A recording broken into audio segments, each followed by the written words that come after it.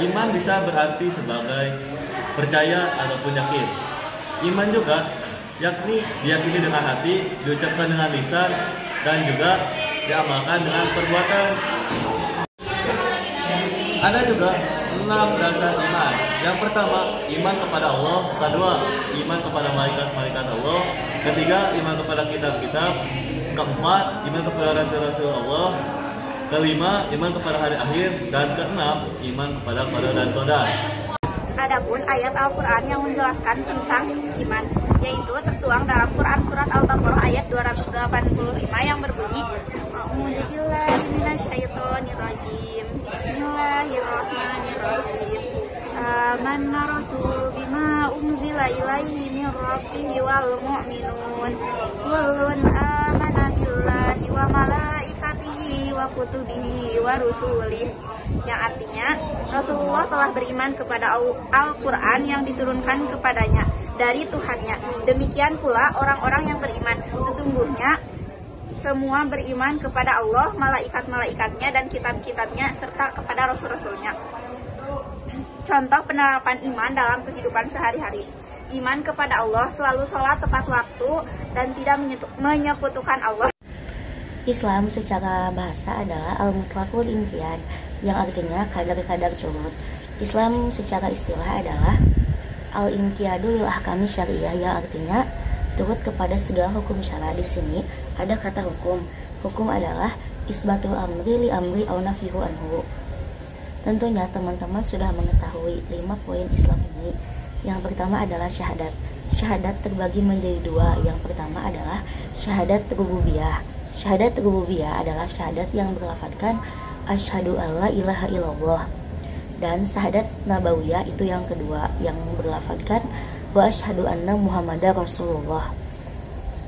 Poin yang kedua adalah Islam.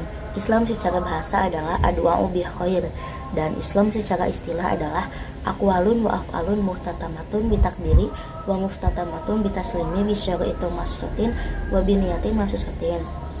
Yang ketiga adalah zakat. Zakat yaitu tathhirul badani. Zakat juga terbagi menjadi 2 bagian. Yang pertama adalah zakat fitrah. Zakat fitrah adalah zakat yang biasanya kita lakukan di hari raya Idul Fitri. Itu gunanya untuk membersihkan badan kita dari dosa. Dan yang kedua adalah zakat mal. Zakat mal itu adalah zakat harta. Berarti jika kita sudah mencapai nisab, kita harus memberi zakat. Itu juga ada ketentuannya ya. Dan yang keempat adalah puasa. Puasa adalah al-imsaka, yang artinya kadar-kadar ngeker atau nahan. Puasa juga yaitu nahan anu matak ngabatakeun karena puasa dina terbitna fajar nepi ka surupna panon poe.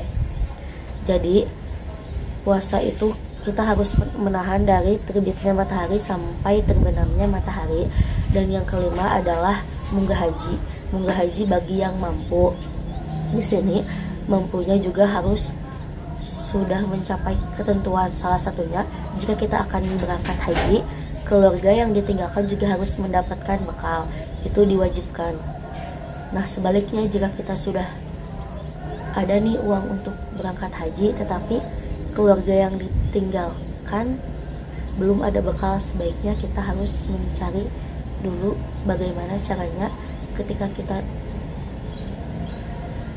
berangkat haji, keluarga yang ditinggalkan juga harus mendapat bekal, intinya gitu. Jadi haji itu bagi yang mampu ada uangnya, terus mampu juga untuk memberi bekalnya.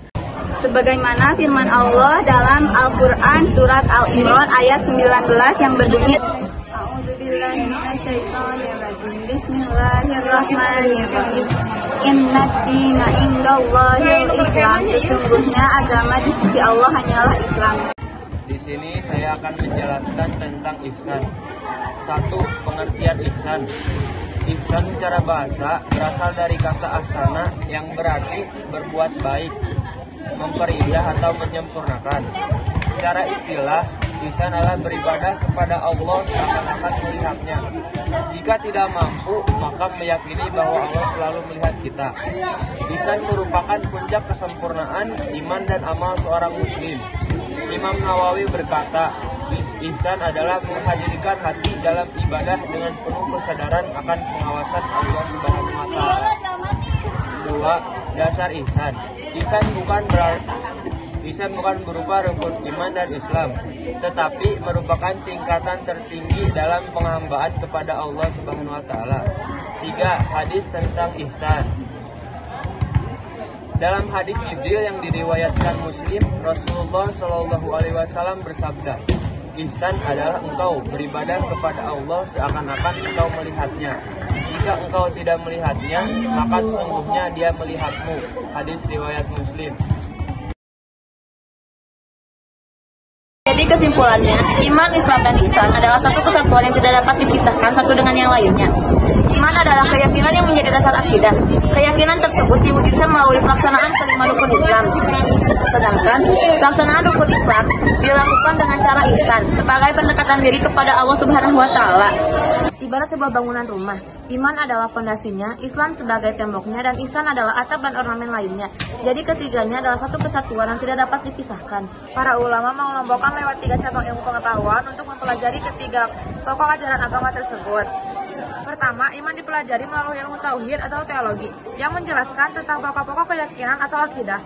Kedua, Islam berupa praktek amal lahiriah disusun dalam ilmu fikih, yaitu ilmu mengenai perbuatan amal lahiriah manusia sebagai hamba Allah. Sedangkan untuk mempelajari ihsan sebagai tata cara beribadah adalah bagian dari ilmu tasawuf melalui thariqah.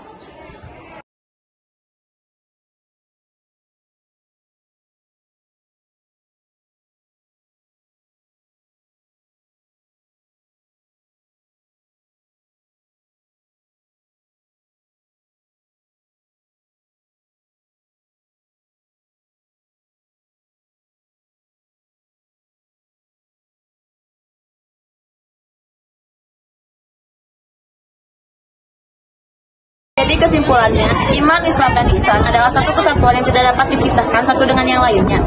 Iman adalah keyakinan yang menjadi dasar akidah. Keyakinan tersebut diwujudkan melalui pelaksanaan kelima rukun Islam.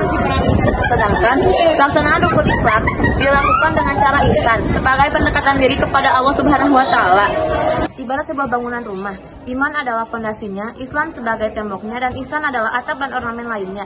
Jadi ketiganya adalah satu kesatuan yang tidak dapat dipisahkan. Para ulama mengelompokkan lewat 3 cabang ilmu pengetahuan untuk mempelajari ketiga pokok ajaran agama tersebut. Pertama, iman dipelajari melalui ilmu tauhid atau teologi yang menjelaskan tentang pokok-pokok keyakinan atau akidah.